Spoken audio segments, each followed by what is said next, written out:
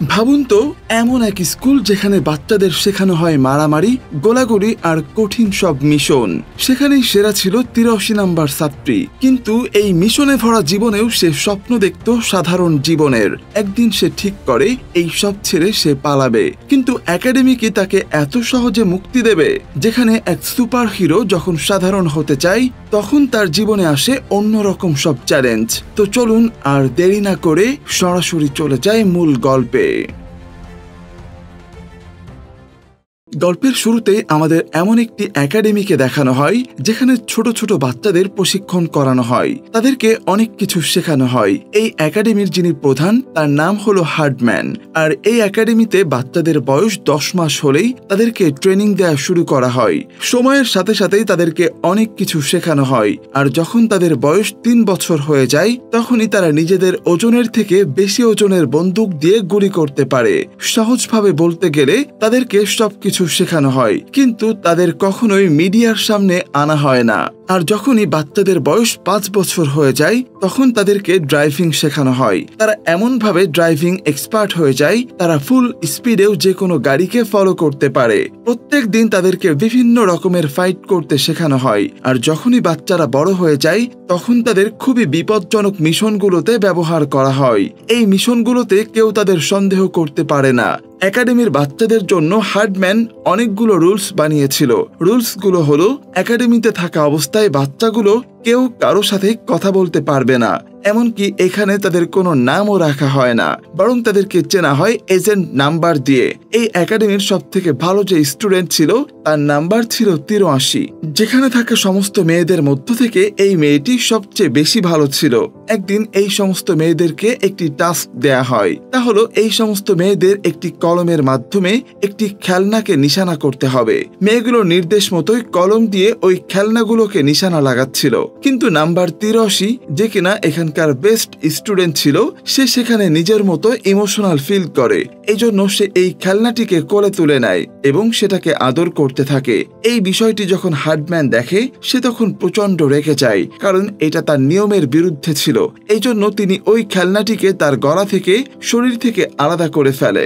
যাই হোক, এখন সময়ের সাথে সাথে সকলে বড় হয়ে যায়। নাম্বার ৮৩ এখন বড় হয়ে গিয়েছিল এবং তার ফাইটিং স্কিলও আগের থেকে অনেক বেশি ভালো হয়ে গিয়েছিল। সে এখনো পর্যন্ত সবার থেকে সেরা ছিল। এখন আমরা আরো একজন মেয়েকে দেখতে পাই, নাম্বার হলো ৮৪। সেও কারো থেকে কোনো অংশে কম ছিল না। এখানে তার এবং ৮৪ এর মধ্যে একটি জোরালো ফাইট হয় এবং এতে সবসময়ের মতো নাম্বার ৮৪ সেকেন্ড হয় এবং জয়ী হয় ৮৩ নাম্বার। তবে এই বিষয়টি ৮৪ একদমই ভালো লাগে না। সে ভাবে যে যদি তারা একই কোম্পানিতে কাজ না করত, তাহলে সে একদিন ৮৩কে মেরেই ফেলতো। যখনই কোনো মিশন আসতো, তখনই নাম্বার ৮৩কে সিলেক্ট করা হতো। নাম্বার ৮৪ এর কাছে বিষয়টি একদমই ভালো লাগতো না। তার ভালো না লাগলেও তার এতটা ক্ষমতা ছিল না যে সে এসবের বিরুদ্ধে গিয়ে কোনো কথা বলবে।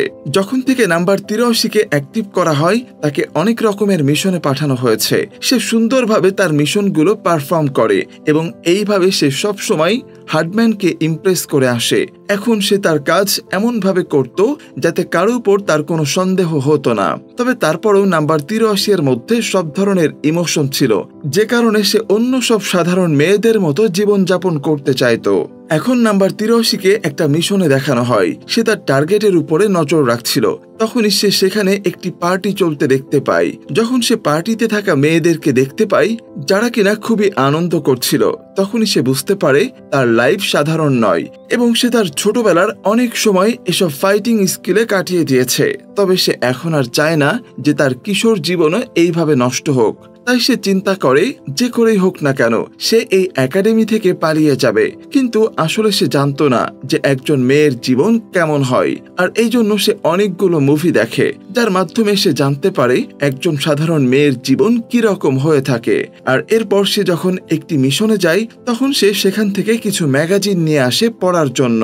সে এগুলো পড়ে অনেক মজা পায়। কিন্তু একদিন এই সব কিছু হার্ডম্যান বুঝতে পারে। এখানে হার্ডম্যান যখন তাকে একটি ইম্পর্ট্যান্ট মিশনে মিশনের ব্যাপারে বলছিল তখন সে তাকে একটি ম্যাগাজিন পড়তে দেখে ফেলে। এই মুহূর্তে হার্ডম্যান তাকে এসব জিনিস থেকে দূরে থাকতে বলে আর নিজের ফাইটিং স্কিলের দিকে মনোযোগ দিতে বলে, কারণ পরের মিশন অনেক বেশি বিপজ্জনক হতে চলেছিল। সে সবাইকে একজন খুবই ডেঞ্জারাস মহিলার ব্যাপারে জানায় যে কিনা বিভিন্ন অস্ত্রের ব্যবসা করত। হার্ডম্যান তাদের বলে ওই মহিলাটি অন্য কোথাও পালানোর আগে যে করেই হোক না কেন তাকে ধরতে হবে, তাও আবার 2 দিনের মধ্যেই। তখনই 84 নাম্বারটি বলে যে সে মিশনে যেতে চায় এবং সে এমনভাবে কাজটি করবে যাতে করে তাদের অনেক ভালো লাগবে। এই 84 নাম্বারের কথা সম্পূর্ণ না হতেই হার্ডম্যান এই মিশনের দায়িত্বে আবারও 83 নাম্বারকে দিয়ে দেয়। আর এরপর আমাদেরকে ওই মহিলাটিকে দেখানো হয় যার নাম ছিল ভিক্টোরিয়া। মহিলাটি ওই সময় একটি কনস্ট্রাকশন সাইটে ছিল যার সামনে 3টি লোক ছিল এবং তাদের চেহারা ঢাকা ছিল। মহিলাটি লোকদের কাছে আসে এবং আস্তে আস্তে তাদেরকে ঢেকে রাখা চেহারাগুলো বের করে। এখানে আমরা দেখতে পাই ওদের 3 জনের মধ্য থেকে তৃতীয় জন অন্য কেউ নয় বরং 83 ছিল। এখানে সে সাথে সাথে ভিক্টোরিয়ার উপর আক্রমণ করে এবং ভিক্টোরিয়ার সাথে বাকি যে লোকগুলো ছিল তাদের উপরেও আক্রমণ করে। ভিক্টোরিয়াকে এসে একটি হুকের সাথে বেঁধে দেয়। এই হুকটি উপরে একটি প্লেনের সাথে কানেক্টেড ছিল আর ঠিক এইভাবেই ওই হুকের সাহায্যে ভিক্টোরিয়াকে উপরে প্লেনের মাঝে টানা হয় আর এর সাথে 83 নাম্বার কানেক্টেড ছিল। আর এভাবেই নাম্বার 83 এর মিশন কমপ্লিট হয়ে যায়। কিন্তু ভিক্টোরিয়ার কাছে একটা বন্দুক ছিল। তখন সে বন্দুকটি দিয়ে 83 এর উপর গুলি করতে শুরু করে এবং 83 নাম্বার নিজেকে বাঁচানোর জন্য হুককে ভেঙে ফেলে এবং নিচে নদীর পাড়ে পড়ে যায়। কিন্তু ভিক্টোরিয়াকে প্লেনের মধ্যে টেনে নেওয়া হয়। যখন হার্ডম্যান দেখে ভিক্টোরিয়ার সাথে 83 নাম্বার ফেরত আসেনি, তখনই সে 83 নাম্বারের সাথে যোগাযোগ করার চেষ্টা করে।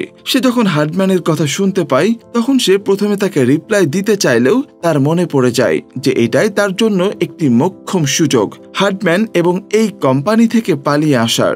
আর এই জন্য সে হার্ডম্যানের কোনো কথারই উত্তর দেয় না এবং নিজের কাছে থাকা ডিভাইসটি পানিতে ফেলে দেয়, কারণ সে ডিসাইড করে নিয়েছিল যে সে আর আগের মতো ফেরত যাবে না এবং নিজের এক সুন্দর জীবন শুরু করবে।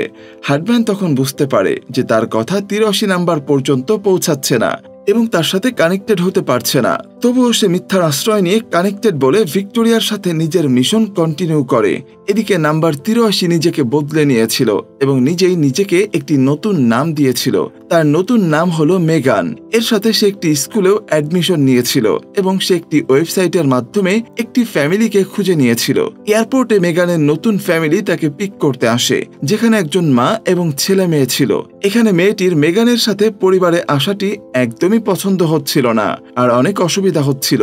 মেগানকে নিজের বোন হিসাবে অ্যাকসেপ্ট করতে তার সবচেয়ে বেশি বিরক্ত লাগে। এটা দেখে যে মেগান বিভিন্ন ছোট্ট বিষয়ে অনেক বেশি খুশি হতো, যেমন স্কুলের বাসে করে স্কুলে যাওয়া মেগানকে অনেক বেশি আনন্দ দিত। এত কিছুর পরেও মেগানের বোন তার মাকে ওয়াদা করেছিল যে সে মেগানের সাথে স্কুলে যাবে। প্রথম দিন যখন মেগান স্কুলে যায় তখন সে এমন এক ড্রেস পরে যা দেখে সবাই তাকে নিয়ে হাসাহাসি করতে থাকে। তখন সেখানে একজন মেয়ে আসে এবং মেগানকে পরার জন্য কিছু জামা দেয় যাতে করে কেউ আর তাকে নিয়ে হাসি ঠাট্টা না করে। যেহেতু মেগান একজন নতুন স্টুডেন্ট ছিল তাই তাকে সবার সামনে অ্যাসেম্বলিতে ডেকে পরিচয় দিতে বলা হয়। এরপর মেগানের কথা শুনে সবাই তাকে নিয়ে হাসাহাসি করতে থাকে। সবাই তাকে চিৎকার করে বলতে থাকে যে সে আবার কানাডায় যেন ফেরত যায় যেখান থেকে সে এসেছে। এখন এই সব কিছুতেই মেগান অনেক বেশি বিরক্ত হয়ে যায়। তখনই চারিদিকে অনেক জোরে জোরে শব্দ হতে থাকে আর ঠিক এই মুহূর্তে সেখানে স্কুলের মিউজিক ব্যান্ডের একটি ছেলে আসে এবং সবাইকে গান গেয়ে শান্ত করে। এই ব্যান্ড লিডারের নাম হলো ক্যাশ এবং সে অনেক সুন্দর গান গায় আর এই জন্য সমস্ত মেয়েরাই তাকে পছন্দ করে। মেগানের কাছেও তাকে অনেক ভালো লাগে। লাঞ্চ ব্রেকের সময় কিছু মেয়ে মেগানকে তাদের সাথে খাবার খেতে বলে। এই মেয়েগুলো তারাই ছিল যারা কিনা মেগানকে নিয়ে মজা করছিল। এই জন্য মেগান তাদের সাথে খাবার খেতে না করে দেয়। এখন বায়োলজি ক্লাসে মেগান রজান নামক একজন ছেলের সাথে পরিচিত হয় যে কিনা মেগানকে আস্তে আস্তে করে পছন্দ করতে শুরু করে দেয়। তবে মেগান তো ব্যান্ডের লিডার ক্যাশকে পছন্দ করত। পরের দিন মেগানকে সিলেক্ট করা হয় ক্যাশের একজন পার্টনার হিসাবে। তখন বাকি মেয়েরা মেগানকে বলে সে অন্য কোনো পার্টনার কেন সিলেক্ট করে নেয় না। আসলে এসব মেয়েরা চাইতো ক্যাশ তাদের পার্টনার হোক।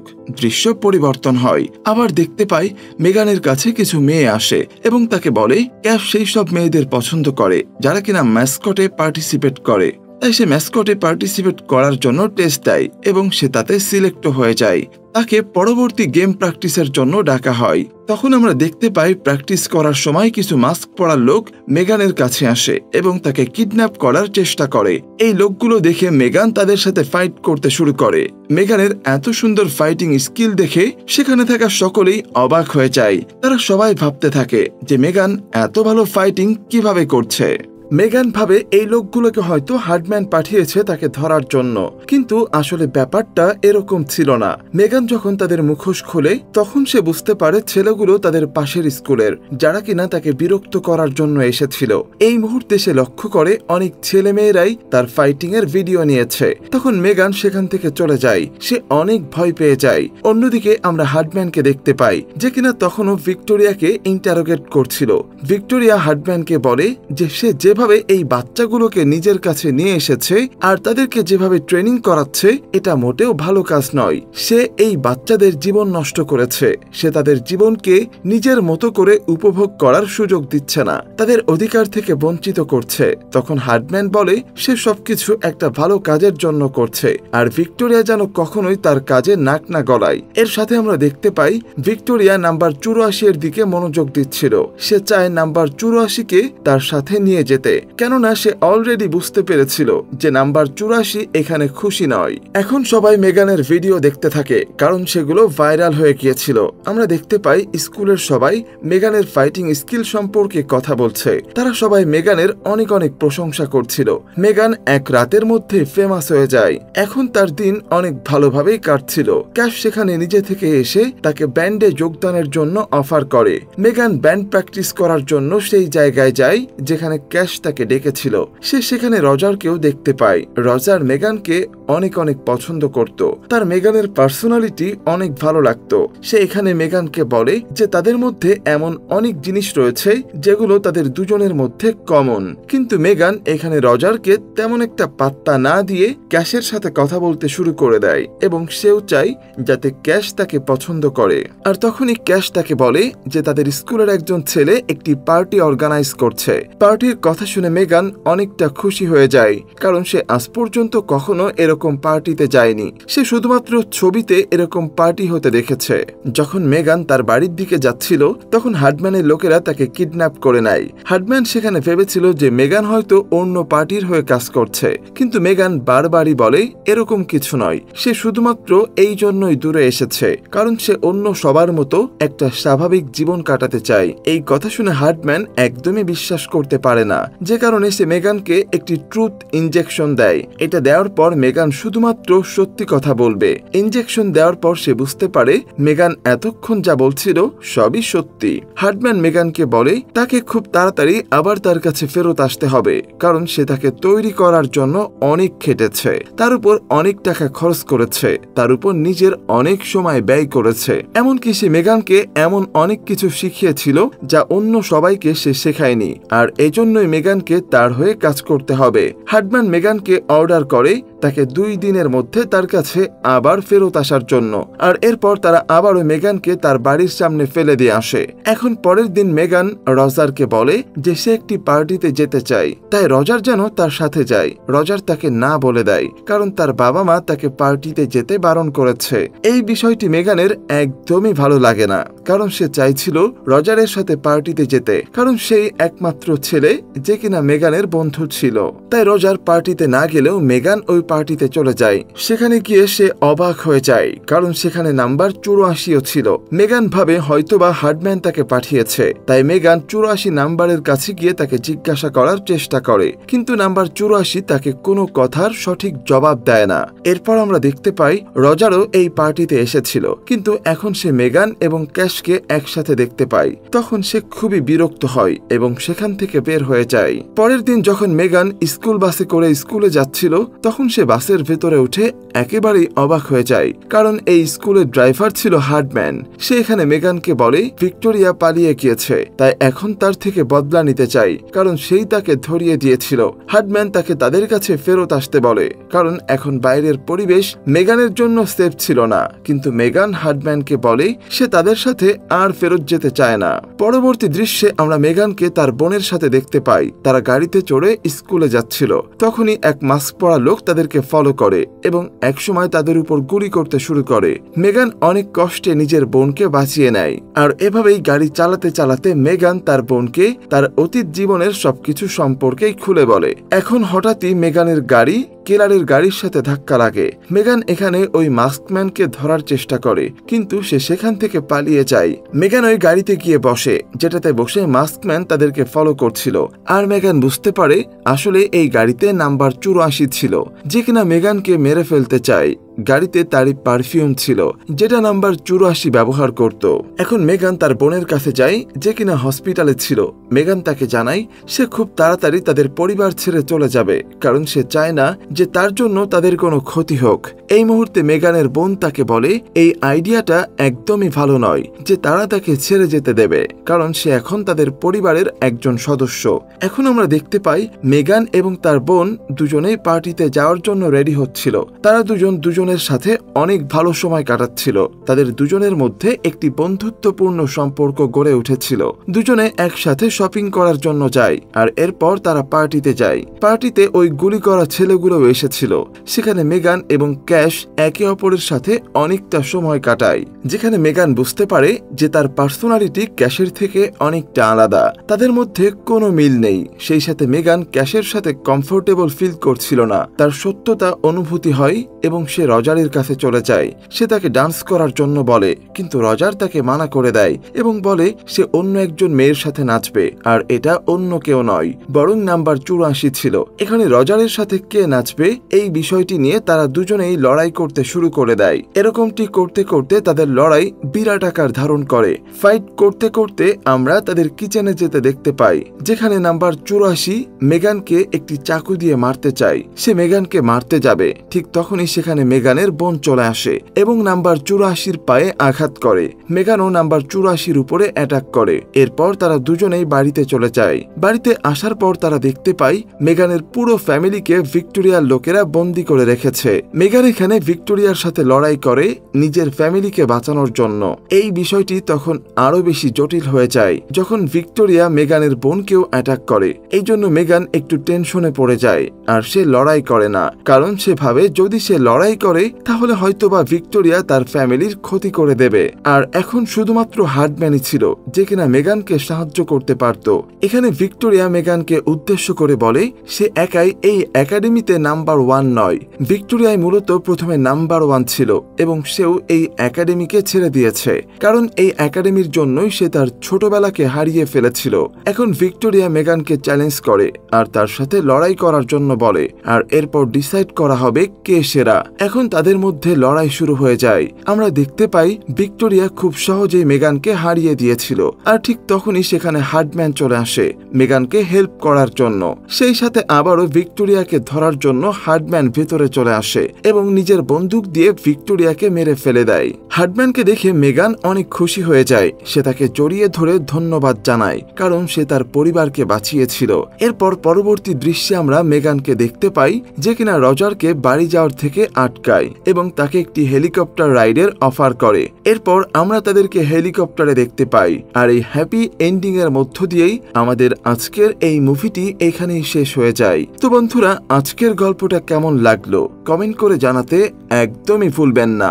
আর এমন আরো ইন্টারেস্টিং গল্প পেতে আমাদের চ্যানেলটা অবশ্যই সাবস্ক্রাইব করে রাখতে একদমই ভুলবেন না। আজকের মতো এখানেই বিদায় নিচ্ছি। দেখা হবে আবারও নতুন কোনো গল্প নিয়ে। ততদিন সবাই ভালো থাকবেন, সুস্থ থাকবেন এই আশা ব্যক্ত করে এখানেই শেষ করছি। আল্লাহ হাফেজ।